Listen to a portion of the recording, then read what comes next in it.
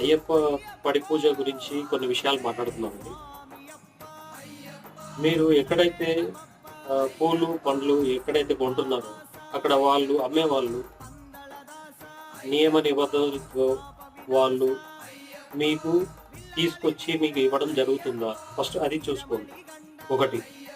రెండోది, మీరు DJ system ఇలాంటివి వృధా ఖర్చులు కాకుండా, ఎక్కువ ఖర్చు పెట్టకుండా, మీరు తక్కువ ఖర్చులో ఎక్కువ భక్తితో దేవుణ్ణి పూజించి, మీరు మీకు వీలైతే దాంట్లో మీకు మిగిలిన ఆదాయం నుంచి ఇంకొంతమంది సాధులకు ఉపయోగపడే విధంగా మీరు సహకరించండి.